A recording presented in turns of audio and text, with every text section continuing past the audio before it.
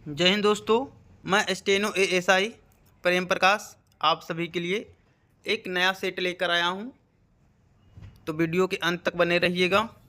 चलते हैं पहला क्वेश्चन की तरफ दोस्तों। जम्मू कश्मीर में होने वाली शीतकालीन वर्षा का कारण कौन सा है? तो ये पश्चिमी विक्षोभ के कारण शीतकालीन वर्षा होती है जम्मू कश्मीर में दोस्तों।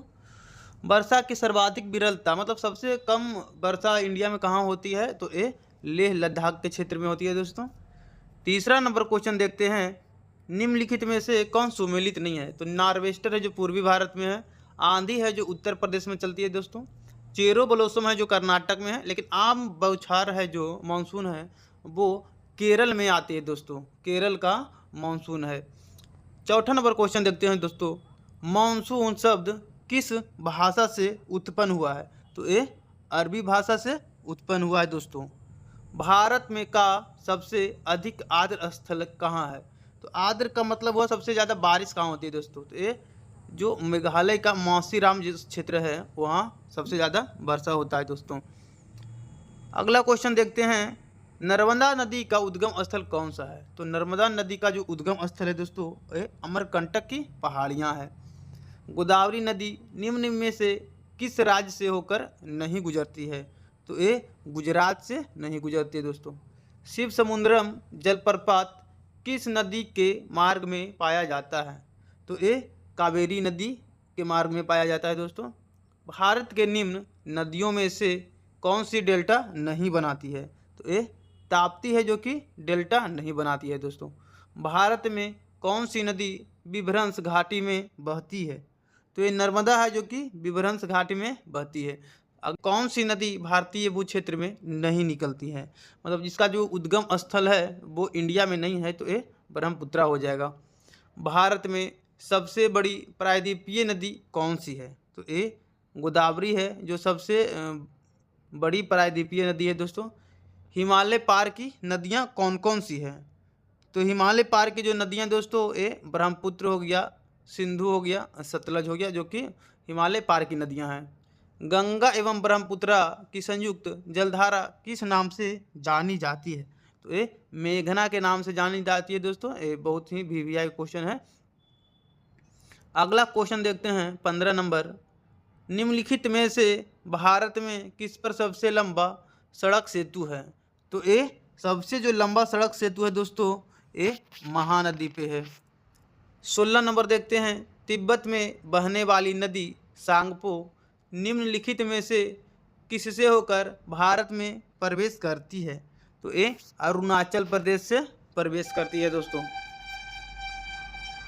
17 नंबर क्वेश्चन देखते हैं, विश्व का सबसे बड़ा द्वीप माजुली का निर्माण करने वाली नदी कौन सी है? तो ये ब्रह्मपुत्रा है दोस्तों। निम्नलिखित में से कौन सा नदी बंगाल का शोक कहलाती है? तो ये दामोदर नदी है जो कि बंगाल का शोक कहलाती है दोस्तों। और बिहार का शोक है वो तो कोसी नदी को कहा जाता है। 20 नंबर क्वेश्चन देखते हैं, निम्नलिखित में से कौन सी नदी प्रारंभ में अरुण नदी के नाम से जानी जाती है? तो ये कोसी हो जाएगा दोस्तों। निम्नलिखित में से कौन सी नदी प्रारंभ में अरुण नदी के नाम से जानी जाती है? तो ये कोसी है दोस्तों। भारत का लवण नदी के नाम से जानी जाती है? तो ये लूनी नदी है जिसे लवण नदी के नाम से जानी जाती है दोस्तों।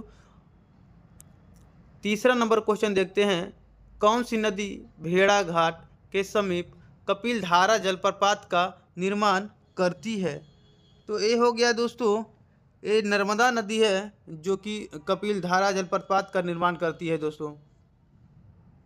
चौथा नंबर देखते हैं, क्षिप्रा नदी निम्नलिखित में से किसकी सहायक नदी है? तो ये क्षिप्रा नदी है जो चंबल की सहायक नदी है दोस्तों। उज्जैन शहर किस नदी के किनारे बसा हुआ है? तो ये क्षिप्रा नदी है दोस्तों। 5वां नंबर क्वेश्चन देखते हैं, निम्नलिखित नदी युग्मों में से कौन ज्वर नदमुख का निर्माण करती है? तो ये नर्मदा तथा ताप्ती हो जाएगा दोस्तों। भारतीय प्रदेश को कौन सी नदी दो भागों उत्तर भारत एवं दक्षिण भारत में विभाजित करती है? तो ये नर्मदा नदी हो जाएगी दोस्तों। निम्नलिखित में से किस नदी को बृहद गंगा के नाम से जाना जाता है? तो ये गोदावरी ही है दोस्तों, जिसे बृहद गंगा के नाम से भी जाना जाता है। वैनगंगा तथा पैनगंगा किसकी सहायक नदी है? तो ये गोदावरी की ही सहायक नदी है दोस्तों।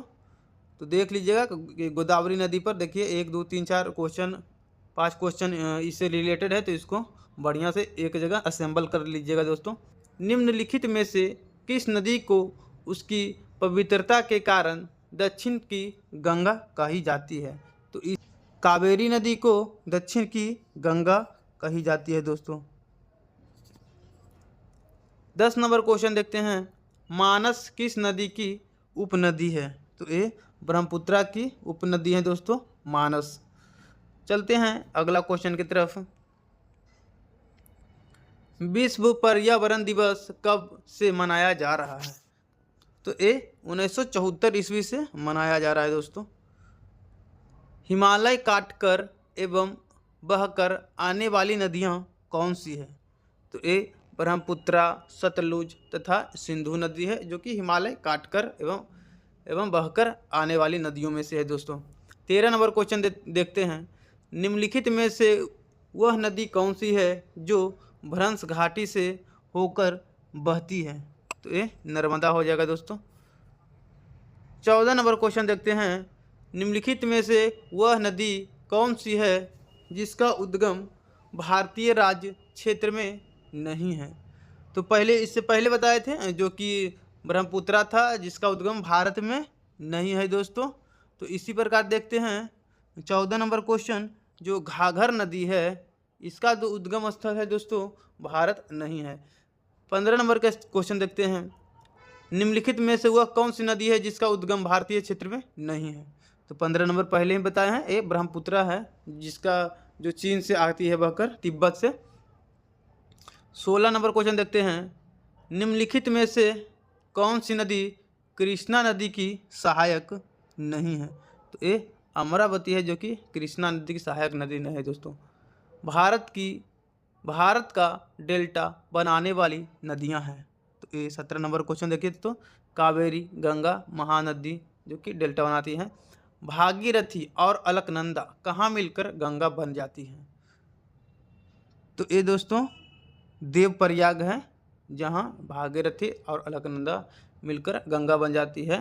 तो ये देवप्रयाग है। 19 नंबर क्वेश्चन देखिए दोस्तों। निम्नलिखित में से कौन सी नदी विंध्याचल तथा सतपुड़ा पर्वत श्रृंखला के मध्य से होकर गुजरती है? तो ये नर्मदा है दोस्तों। 20 नंबर क्वेश्चन देखते हैं। प्रायद्वीपीय भारत की सबसे बड़ी नदी कौन सी है? तो ये गोदावरी है, जो कि प्रायद्वीपीय भारत की सबसे बड़ी नदी है दोस्तों। तो जितना भी सेट है दोस्तों, सबका जो PDF है टेलीग्राम पे है, और टेलीग्राम का लिंक है जो कि हमारे बायो में दिया हुआ है। तो आप वहां से जाकर लिंक ज्वाइन करके अपना रोज़ का सेट जो है वो आप पहले खुद कर लीजिए और फिर सोल्व करिए। तो इससे आपको बहुत बेनिफिट होने वाली है दोस्तों। तो आज के लिए बस इतना ही है। जय हिंद, जय भारत।